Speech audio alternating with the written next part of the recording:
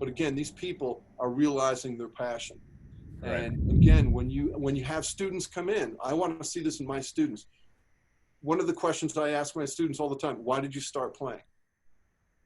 What made you decide that you wanted to do this?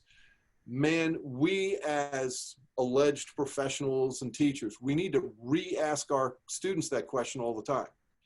And then ask them, why did you decide to continue it the next year? You did it in 6th grade. Why did you decide to come back in 7th grade?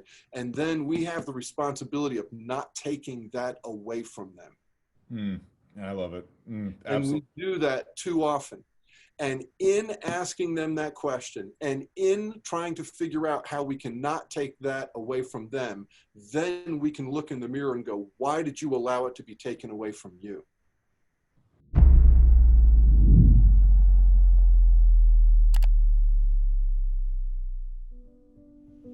Greetings, I'm Mark Riley, and welcome to the Washington Tattoo Podcast, where the world's musical traditions come to life.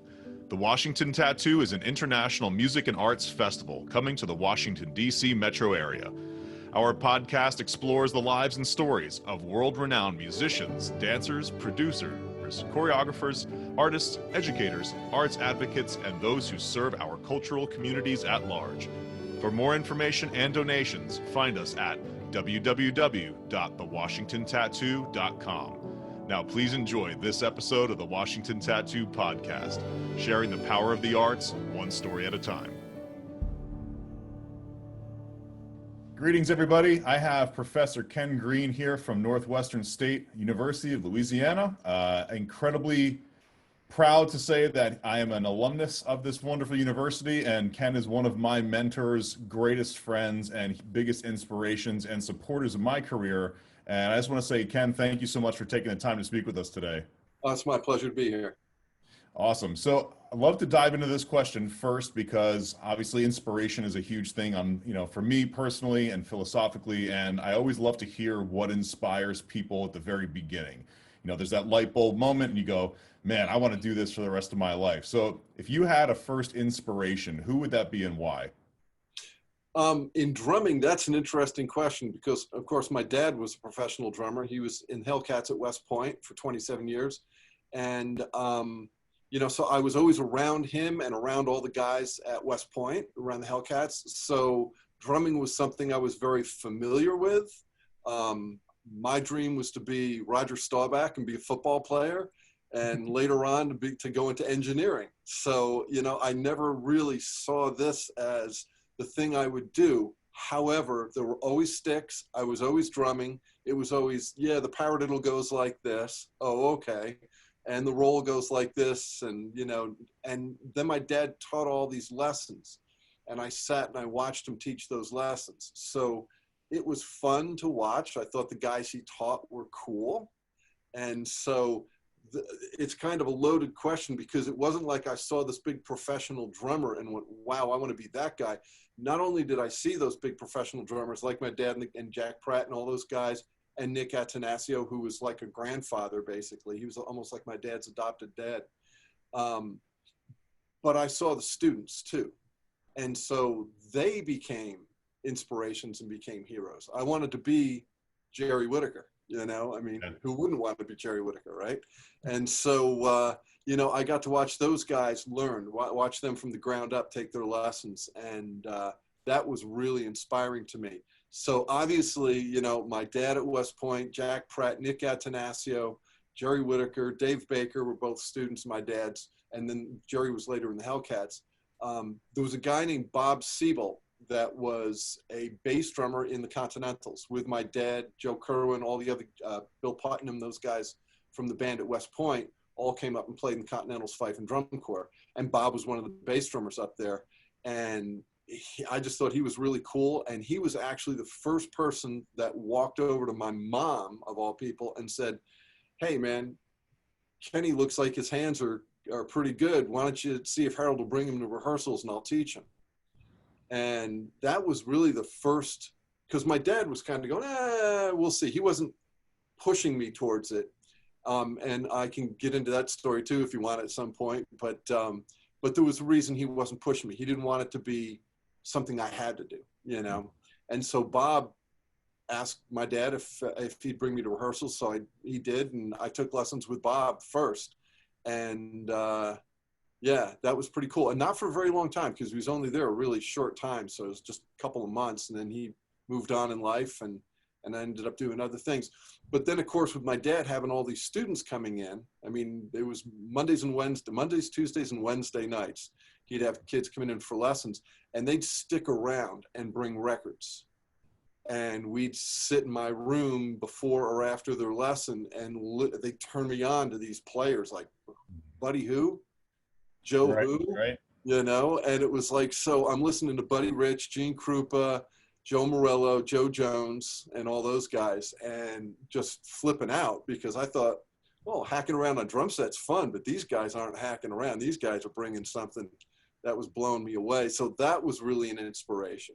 So I kind of had both worlds going. I had the rudimental thing that I was interested in, and the drum set thing I was interested in, and I was kind of getting it through both, you know. And then eventually, of course, my dad walked in one day and, oh, you're still here, Mike? And he was like, yeah, I'm just turning Kenny onto this album. And it was the Time Out album with Take 5 on it. And my dad's like, oh, that's Joe Morello. I know Joe. Hey, why don't I'll take you down, you do a lesson, you know. What? Wow, okay. You know all these people, you know. So that was kind of how it all came about. I mean, I hacked around on drums. When I got to school, my first instrument, 4th grade, they had, you could take up an instrument. So I took up trumpet. And I did that. I didn't know that at all. Yep. And then I was really interested in singing. And so I did the choirs in 5th, 6th, 7th, 8th grade. I did that. But then the 7th grade band director had been in the band at West Point with my dad and knew that I was a drummer by then. And so he's like, yeah, so got to tell you a crazy anecdotal story. This is one of those nuts things that happen. So I get called out of my 6th grade classroom, I think it was. And I get called down to the band room, and I thought, that's weird. I wasn't in band at that time, you know? And here's John Jocko, the band director, who had been at the band at West Point, and he says, yeah, go back in the instrument storage room. And okay. And I went back in there, and the assistant principal was there, and he was kind of a strapping dude. And I thought, oh, I've seen kids, back then they had corporal punishment. I've seen kids, what did I do? This is not good. We're not in a public place. We're back in this room, and right. What did I do, you know? And he says, hey man, pick up a pair of sticks. And I thought, oh, he's gonna let me defend myself, you know? And he says, here, let's play this. And he had Connecticut Halftime sitting out on the counter. And we played Connecticut Halftime, and we played The Downfall, and we played Hell on the Wabash. And I thought, for a principal, this guy can drum, man. He was a heck of a drummer. And he goes, how come you're not signed up for band next year? And I went, oh, here it comes. Okay. And he goes, you don't know who I am, do you? And I said, no. And he goes, I'm Jack Goldstein. And I'm like, all right. And he goes, you know Joel Goldstein? I said, well, yeah, he's in the Hellcats with my dad. And he goes, I'm his brother. He says, Joel and I and your dad grew up together in the Continentals. He says, I drummed. I'm like, I didn't know. So he convinced me then and there to go ahead and join the band the next year, which I did, and then played all the way through high school and college, and I'm still here. I love it. I mean, so just so folks, if you don't know, I'm from New York, upstate, Hudson Valley area. Ken is also from upstate, Hudson Valley area as well. And this is a huge scene back in the day for fifing and drumming, drum and bugle corps, the firemen's parades, firemen's conventions that you can still see today. And I mean, there's just a plethora of history and rudimental drumming that's all, in the Hudson Valley area that used to go down into New York City. So this is perfect because this bridges into another question I had too. I mean, 1976, you've got the bicentennial. I mean, drum corps is exploding. You've got the idea of traditional, colonial fife and drum corps look. You have, the Civil War looking look. You've got groups that are kind of ROTC looking and kind of like military looking, with different uniforms. During your beginning, when you started playing, what was your first year? Was in the 1970s, early 70s? Yeah, officially playing probably, very, very early 70s, like actually playing in a group. Before that, it was just playing at home. Okay. So, I mean, at that point, there's a whole slew of folks coming out of that scene that were doing the rudimental thing. So, I mean, Oh were yeah. there, these are some of your father's students, but were there some peers of yours at that time that also kind of influenced you in your early days? Well, I was the little kid. I mean, I Right. was in the Continentals was a senior corps, but senior corps could have juniors. Junior corps couldn't have seniors. Right. So I would And they were based out of Newburgh, New York, correct? Cornwall at the time. They originated in Newburgh and had moved to Cornwall by that time. Okay. And like like most drum corps, rehearsal halls change and you move here and there. But yeah, we were based out of Cornwall. At one time, we were actually in one of the old barracks at Stort Field when they were still there. So Wow. out at the Air Force Base. So yeah, so yeah, I was a part of that corps, and I was the little kid. So this is kind of the connection for those people that know Donnie Mason from the Patriots. Hmm. And he was in the Connecticut Yanks at the time. Wow. And my dad was really good friends with Charlie Poole, senior and junior. And most people know Charlie Poole Jr. from all the great things he's done in drumming. And so my dad was really close friends with them, as was Bob Devlin. Bob knew Charlie through the corps in Boston, because Bob was from Boston and Charlie had marched and taught over there. And so we would go over to see the Yanks, and I'm like, hey, there's a little kid playing bass drum in a senior corps just like me. So I was like, hey kid, I'm Kenny. And he's like, oh, I'm Donnie. And I'm like, nice to meet you. So we've known each other since we were the little kid in the grown-up course. Wow, that's incredible. Yeah, and if folks don't know the Mason family, you've got to check out Brendan Mason, Oh Donnie yeah. Mason, Colin, Peter, Maureen is a fifer, and Pat's the mother, and their whole family is incredible. I mean, they Amazing. are world-class musicians and great human beings. Yep. The very best, the very best. And so yeah, so, at that time in the early to mid 70s, and it's interesting because like, if you look at like Deep River muster buttons, for instance, you'll notice in the 60s, there's a lot of Civil War themes to the buttons. Well, that's because it was the centennial in 60, right? 63, 64, 65. Right. So it was that. And then by the early 70s, everything had changed to Revolutionary War. And I don't think it was necessarily because of the music, because most people that do reenacting know that Revolutionary War, you've got some really good music, but then by the Civil War, the repertoire is much, much greater, which is why a lot of people tend to go that way, because you can still play the Revolutionary War repertoire plus, another 75 years worth of music. So, but since it was the bicentennial, everything was going fife and drum and colonial fife and drum.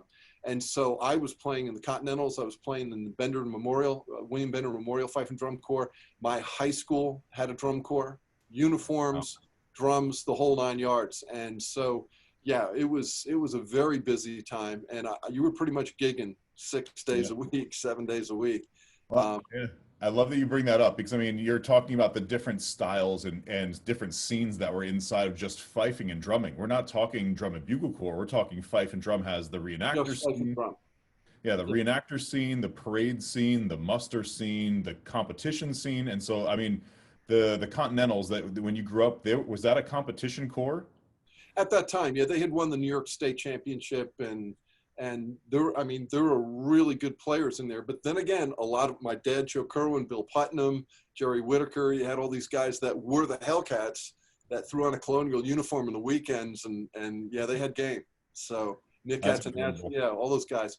I don't think Nick was in that corps at that time. He was playing with the Chippewas, because that's after the Sons of Liberty had split up. But I remember as a kid, I remember going to see the Sons of Liberty play. And, Les Parks and Rippinger and Nick and all those great players there.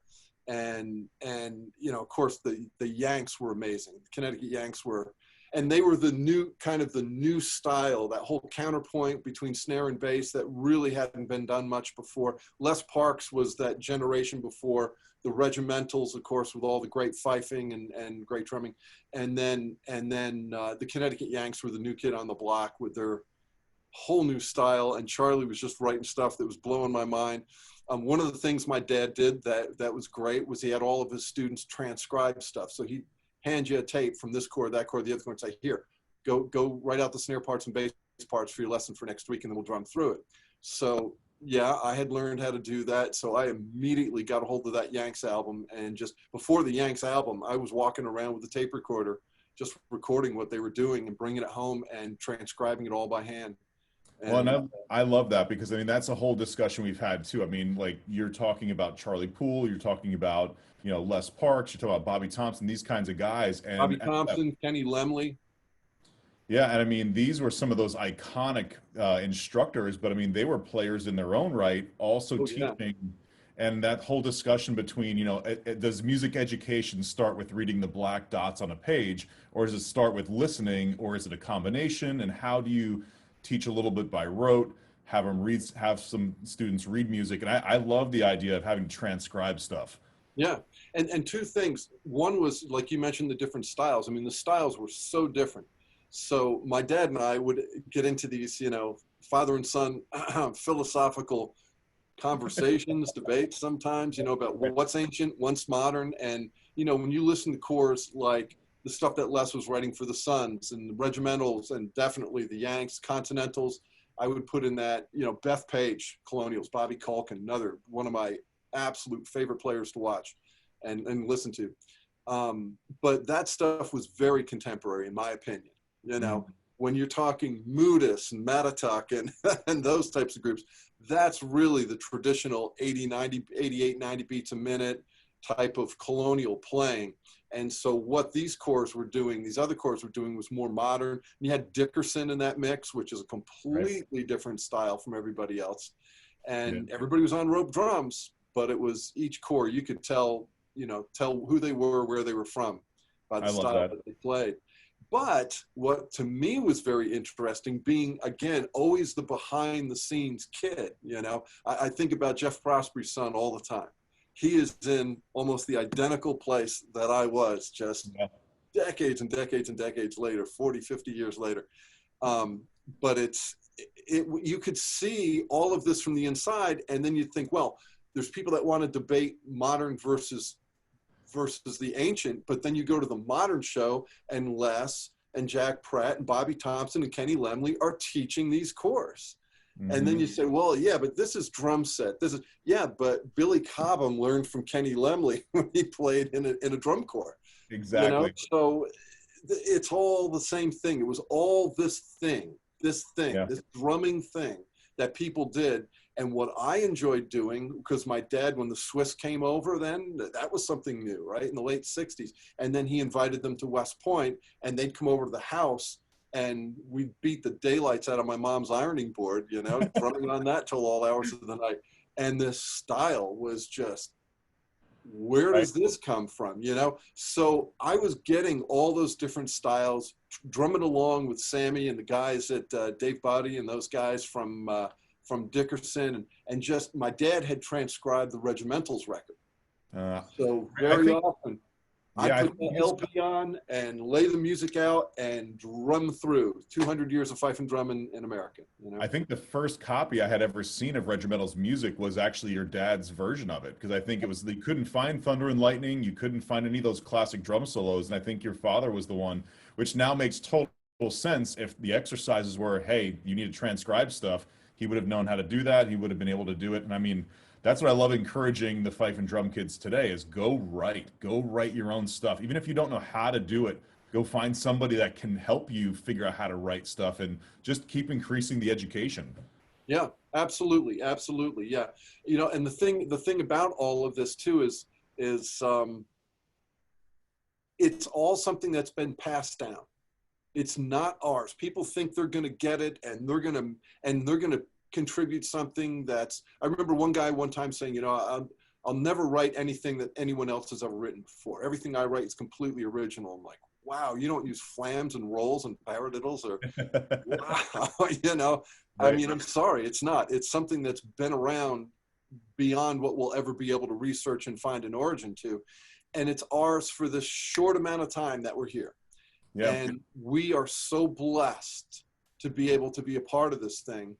And again, for me, the influences for me were not just the people who could play. That was not even like the first priority. It was what's here, what's in their heart, what really matters. you know, having studied with Nick, of course, I think you got him after he mellowed out a little bit. But boy, back in the day, man, I've heard that before.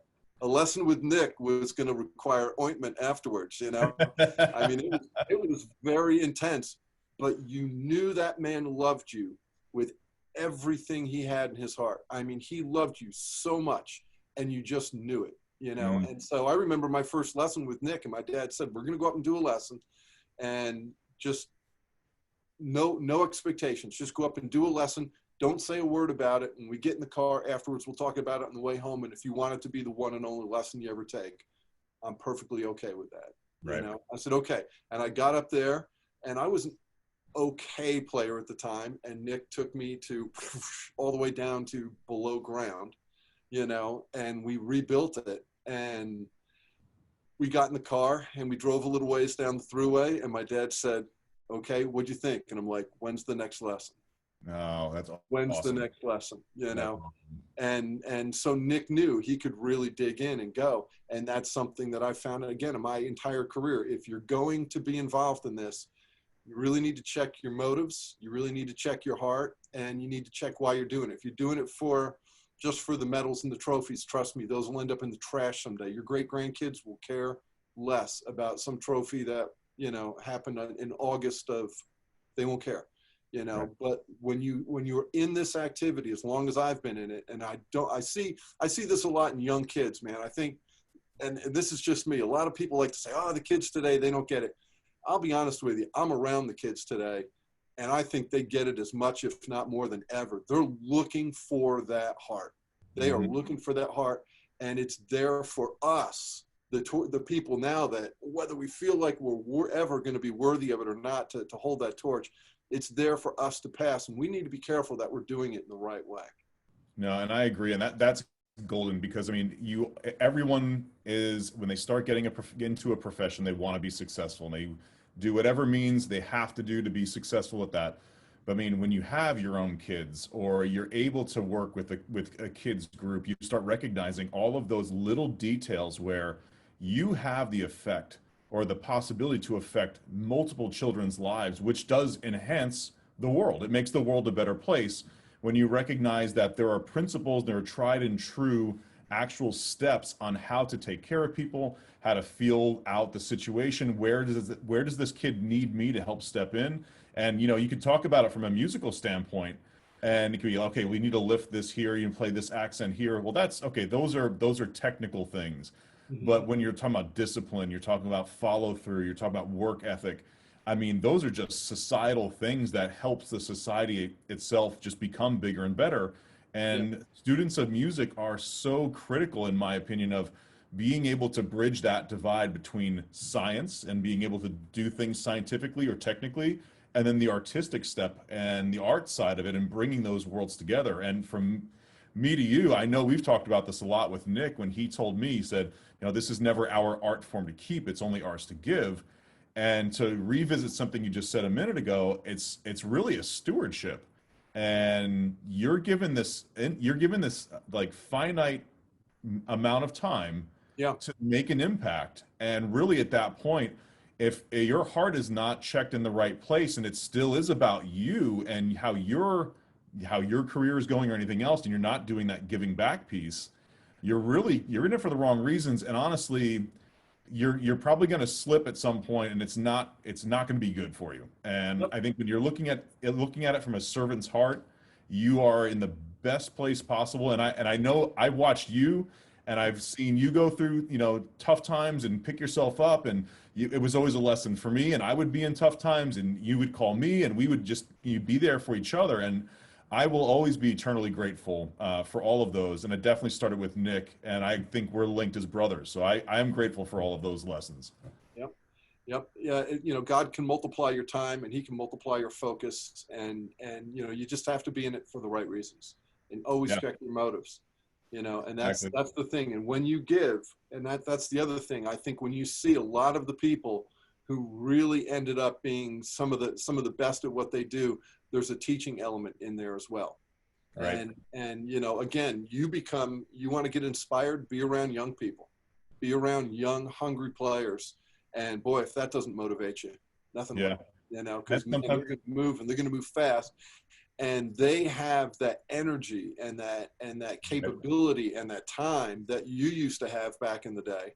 And, you know, before homes and families and, you know, meetings and committees and everything else, you know, they have all of that and they're utilizing it.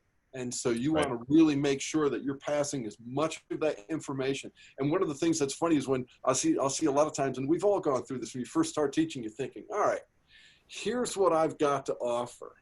And so I'm going to be sure I just give them this nugget so there's still something to teach them tomorrow. And what you don't realize is give them the whole blasted thing.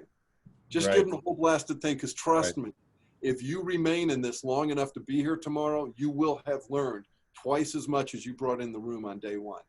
Exactly. And you'll grow. So it comes back on you for sure. Yeah, and absolutely. And I think the idea of teaching and breaking down a component of anything, that's helping you build your own knowledge base and helping you ask yourself, am I communicating in the best way possible? And that's something I definitely also learned a little bit from you. Dr. Ralston was another one down at Northwestern State. And a good friend of mine, Billy White, would always talk about, you know, don't have one course of action. If you have one course of action, you're stuck, because you only have one way to handle it or one way to communicate it. So if you want to be an effective communicator, i.e. effective teacher or effective person, or supervisor, whatever you're doing in this world, anything. Exactly. Have a minimum of 3 ways that you can communicate it, because you know, at least at that point, you can maybe meet 3 different learning types or 3 different listening types of how you can say it. But if you've got 5 ways you can communicate the same thing, then you can start to pick just the very best of how you want to say what you want to say. Exactly. You know, and one of the great lessons, and again, there are just so many. I mean, it's like, I feel so blessed to have been able to have been in contact with all these different people. But what you have to understand is you're not necessarily, like, for instance, I studied with Joe Morello, and, you know, you can say, well, Joe showed you how to play in 5/4. It's like, no, 5/4 was like, here's 5/4. Now let's get down to work, you know? And again, what I appreciate so much is not just the drumming, but like Joe taught in a little music store, little drum center down in Jersey. And we'd get done, and then there was a little like bar restaurant next door. And we'd go over after the lesson. My dad and I, Andy Hand, would go down there with us sometimes and go over and just hang out and just get a drink and sit down and chat. And one of the things Joe shared with me that just floored me is he said when he traveled with the Dave Brubeck Quartet, every single city he went to, he'd find like whatever the hippest drum center was, walk in and go, hey, who's the greatest drummer in this city? Like, who's the guy? Oh, so-and-so, man. All right, how do you get a hold of him?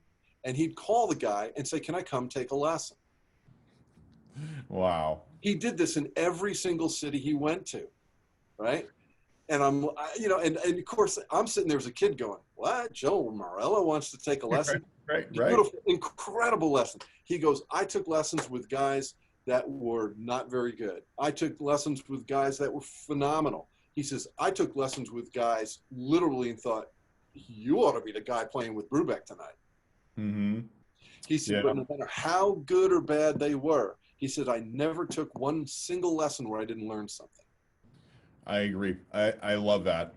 And he said, sometimes a guy's trying to show me something that would be so hip to have in my repertoire if only he could do it. But he can't do it, and neither can I. But I'm looking at him, and I'm seeing why he can't do it, what's preventing him, and then I'm looking at my playing going, I do the same thing. Yeah. So I need to stop doing that. And if I can stop doing that, then I'll do everything I can already do better and probably be able to do that really cool thing he's trying to show me. Right. And learn. And so every single place you can learn. I tell my students this when they walk through the door. I don't care who your teacher was. I don't care how good or bad you think your teachers, plural, were. Every teacher you had is valid in my book. And you learned something that got you to this point. And I'm happy about that. Now let's take all of that and we're going to add to it, go to the next level, and maybe go in and refine and rediscuss some of those things. But don't ever look at them as, they were awful. You know? Now that goes into another great question too. So I always kind of attribute that to the it factor. And that's something I will remember. I'll take this to the grave. We were in a drumline rehearsal, and you came out and you said, some people get it. Some people are looking or hunting for it.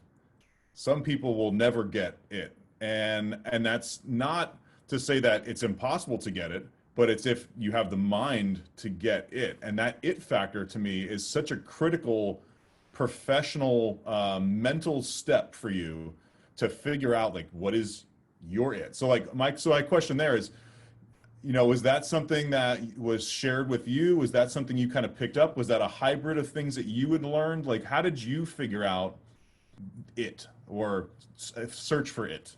Yeah. And again, it is not something that is mine. It is something that exists. And I have a hard time not seeing it in most people I meet. It's there. The question is it something that we're wanting to be our guide, or is it something that we might get to later on? Because if it's something you might get to later on, you probably won't.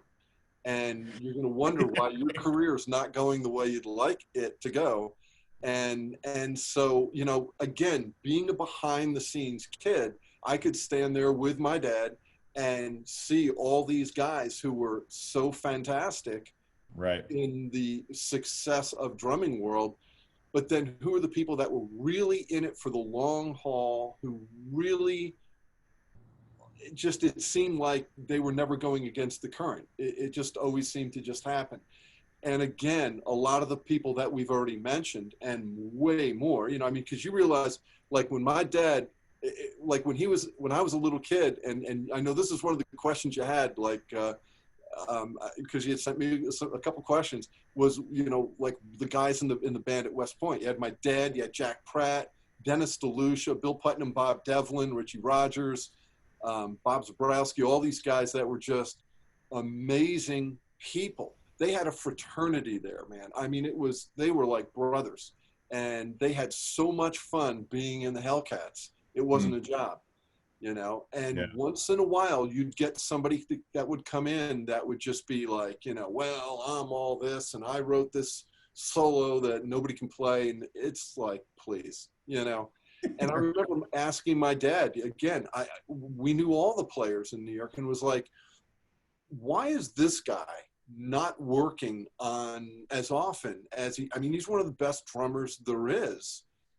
right. And he doesn't seem like he's getting the work he should get. And, then this guy, and this guy are working like they can't keep up to the work. Sure. And my dad, I remember him saying, well, what do you think of that guy? And I'm like, oh, he's a great drummer. And he said, no, what do you think of him? And I'm like, he's kind of cocky. And he goes, kind of cocky? And I'm like, well, he's extremely cocky and really just, he goes, you're going to get on a tour bus for 6 months. Those 6 people you just mentioned, would you want so-and-so on there? I'm like, oh yeah, sure. He's, oh man, everybody loves that guy. What about this guy? Oh man, everybody loves that. Oh, he's great. Yeah. Well, are they good enough players? Oh yeah, they're phenomenal players. Okay. Right. So why do I need to get an extra 1% from a guy that's going to make the rest of the band want to quit before you get to the second gig? Exactly. And this is just it. Again, it all goes back to your motives. Why do you do what you do? And it's all about heart. It's all about that. And that's something that, again, the good Lord blessed me and putting people around me and in my life that, man, I knew Bobby Thompson. I mean, he would come to dinner at the house and he always sat right next to me at the table, and I adored Bobby. I adored him. He was such a beautiful guy. And Jack Pratt would come up and make his famous Jack Pratt salad that had so many peppers and onions in it, it could set the house on fire, And, it was just, they were such fun people to be around. Dennis DeLucia, I love like a brother.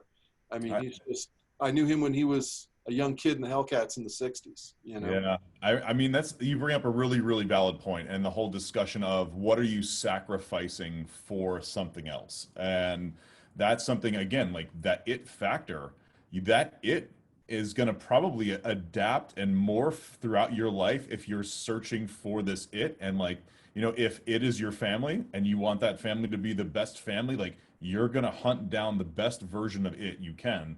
If you're Don't hungry, sacrifice your character. you know what? That's gold. Just don't do it. And somebody approached me today because like this was not today, about a week, 2 weeks ago maybe. By the time this video comes out, it'll be probably months from now. But I am blessed and lucky to play drums for the U.S. Army. That is, I have been given that incredible opportunity. But I will also say that, do I feel like I deserve it? No, I don't deserve it. I am beyond my deserving of this job, and I'm so humbled to have it. And what's interesting to me is that, you know, I'm watching guys that are 18, 19 years old go off to war and come back, and they can never live a normal life ever again. And Right. so what I feel like is the most incredible thing that I can bring to the table is how do I serve them, or how do I serve the people who are serving other people? So if I've been given this, it's kind of my duty and my responsibility to take what Nick said, what you said, and it's mine, it's yours, it's whoever believes in that version of our it, to give back to everyone we're able to give back to. And Yeah. I love having our late night discussions at PASIC, and you know, now we kind of have the flat that we do the Airbnb, and it's been great the last handful of years. But you know, talking to folks that have these multi-generational stories that we have, Yeah. and then trying to give kids the opportunity to have that as well is something I think you also really value, is that sharing component. You're at a major university, you're able to do that with a huge percussion studio. You did it for me. I'm proof in the pudding. I mean, your it and your success that you've had is really, it's unmeasurable, because you start looking at success in you, and then you produce students, and then they have success, and that all goes back to going, well, it's not me, it's that guy who told me all about it. Yeah, yeah, and you know, and Nick always did that. Nick always passed it up to you know, to his teacher, and Jack Pratt, Norman Peth. You know, I mean, he was, and Woody, right? For Nick was always Woody, and and this is the thing that it can't be. Everything that I've been able to do is not about Ken Green. It's just not about me. I never wanted it to be about me, and so I was blessed. Again, the good Lord put me in a place where I could be someplace and not have to be that way, because I worked for Bill Brent all these years, and he was not that way. And much praise as people want to give him, he'll always deflect it as well. And that's what I always respected about him, and still do. And so this is the thing, you know, I mean, you just have to make sure that you're doing it for the right reasons. You're always checking yourself. Don't let it be about you. Just be so blessed and appreciative of the fact that you are getting to be a part of this. Share it with as many people as you can. Nick Atanasio would stop anywhere, anytime, and give a kid a lesson. I mean, in the middle of a jam session, and boom, he's off, you know, giving somebody a lesson. And those are the people that will do that. And awesome. That's who I wanted to be, and who I've gotten to be all these years. And I found myself surrounded by wonderful people. And again, you know, God blessed me with students that, oh man, I love them. I mean, they're incredible, and they have that torch. And I'm so glad that I could pass that to them. Again, it wasn't mine to keep. I still have a flame, and I still drum every day. But man, it's gone off into the hands of people who have taken it to places that, you know, for a teacher to think you're always going to outdo your students, well, they better be gunning for your one job. And since you got the job, all your students then are going to starve. So no, they have to go off in different directions. They have to do things. You know, I haven't played in the old guard. You know, John Brennan's done all the things that he's done. I've got Dave Forshee that's out there doing music score. You know, Andy Anderson's conducting operas all over the world. I mean, these guys are doing all different things, and they're almost like living a dream that I couldn't have imagined at any point in my life. There's no way I could have sat down and wrote down all the things that I'd want to do. And now there's, you know, hundreds and hundreds and hundreds of students out there that are doing that, and they're coming out of universities all over the world. And what's so fun is then going to PASIC and PASIC is one of the coolest places, going to the musters as well, you know. But you get there, and here's people from all over the world, and you've done this with the military guys, bringing them all together, and there's that common bond, and they shed themselves. I mean, I don't think a lot of them walk through the door without it. You know what I'm saying? And then you get there, and the vibe at that entire convention is so beautiful. I mean, because it's people that are coming to share something that, again, they realize is theirs temporarily, and how blessed we are. So no, I love it. That hops directly into another question too. So I mean, growing, staying inspired, recharging your batteries, what are some things that you do that you feel help you kind of recharge or keep you inspired and keep you going? For me, it's staying current, you know, just staying in the activity. You can't be the tree that decides not to grow leaves for a year. Then you're no longer. That's a great way to put it. You know, and so it's all about continually growing. To me, the internet changed everything. Back in the day, you had to know somebody who knew a guy who knew where the guy was located, and then you had to get there, and then you had to go save your money and go take a lesson. And now you've got kids that you can just walk onto the internet, click on your phone, and there's so much instructional material there. If you get quote unquote burned out because you can't find anything new to do, then I don't know how you can do that. It's impossible. If you have access to YouTube, there are endless instructional videos out there, and not to mention names, but some of the greatest players on vibes, marimba, timpani, concert snare drum, marching snare drum, congas, you name it, steel pan, doesn't matter what it is. There are people out there with these videos online and more because they have websites. I've had some guys come in and, you know, they'll come in with like whatever, Vibe Solo or something like, oh yeah, I took a lesson with, what? I mean, if you could name like the guy, and oh yeah, man, he's just hanging out, man. He's like, yeah, cool, call me, we'll do a video lesson. Yeah, but, and what better time to do it than now? I mean, oh, this started years ago. I'm talking 2, 3, 4 years ago, you know, and this is the thing. So it's not like you can't say, oh, well, I live in the middle of nowhere. There is no such place as the middle of nowhere anymore. Or, well, I really can't afford, the stuff is online, it's for free. Right. And you can get it. And there's so many videos that are being put up every day. And you find these players that are just from all over the world, and they post a video and immediately like, hey guys, check this out, you know, or again, my students, do I have the time necessarily to sit there and scour the internet? No, but my students do. And they'll walk into a lesson and say, hey, have you heard this? And I'm like, no, shoot me a link. And they're like, okay, click, done. All right, next page, you know, and you have them play the next thing, and then you get to your phone later on and look it up on the internet, and you're like, whoa, I need to open up an hour worth of time here minimum to watch this because it's great stuff. So it's really, if you're doing it for the right reasons, if your motives are the right reasons, and you're doing what you love in life, then you're never going to work a day in your life, and it's always going to stay fresh and it'll stay fun. I had a dear friend of mine, God rest his soul, but he ended up becoming a police officer, an ambulance paramedic, and a volunteer fireman. And when we were kids, he lived across the street. He tried to play trombone, and it didn't work out very well. Oh, it didn't work. And we all, like the whole neighborhood, threw a party when he decided not to continue on the trombone, you know. But I did a ride along with him one night, and I mean, we were flying. We were moving, lights and sirens. I look back, it was like something you see on TV, you know, all the lights and sirens. We get to the scene, and everybody goes into action and does what they needed to do. It was like watching a fine-tuned professional sporting team or a fine-tuned professional group of musicians.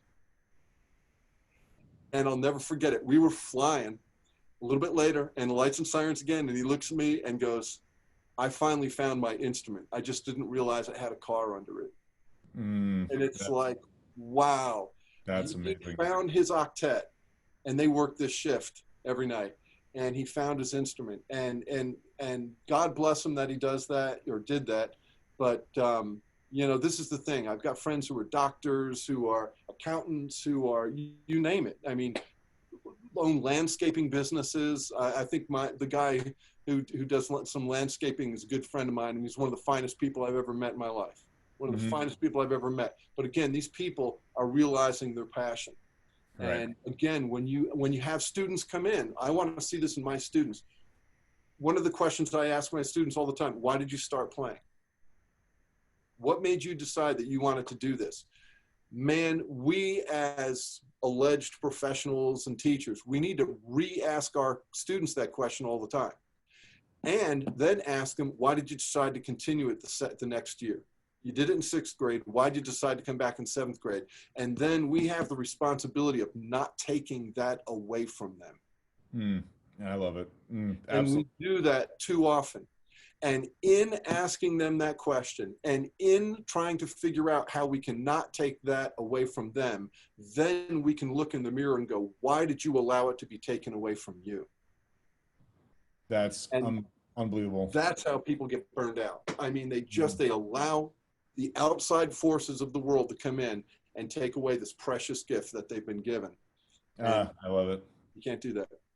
So I want to say thank you so much for your time. I think this is an incredibly high note to stop on now. And I think what I'd like to do is continue some of these little offshoot conversations to do maybe round 2, round 3, round 4. Absolutely. My pleasure. And honestly, I cannot begin to say how grateful I am for the opportunities you gave me. I think you embodied the ideals of a music educator in your heart and your spirit and your abilities. And I'm now a torchbearer. You've passed the torch on to me. I'm passing it on to other folks. And I just want to say thank you so much for taking the time to talk today. My great pleasure. And I would just like to thank every single person that's ever touched my life in any way. As a player, as a mentor, as a teacher, as a friend. You all know who you are, and I love you, and thank you so much for what you've given me.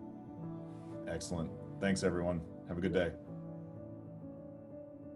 Greetings again, everyone. We just wanted to take a second to say thank you to Seif Studios for their creative media. If you want to find out more about Seif Studios, look them up on www.seifstudios.com. We'd also like to say thank you to our educational partner, ProLogix Percussion, American-made drum pads. They're doing a special discount code for our listeners today. So if you go to www.prologixpercussion.com and type in TWT20, you will receive 20% off your entire order. So thank you very much for tuning in today, and please check out our supporters.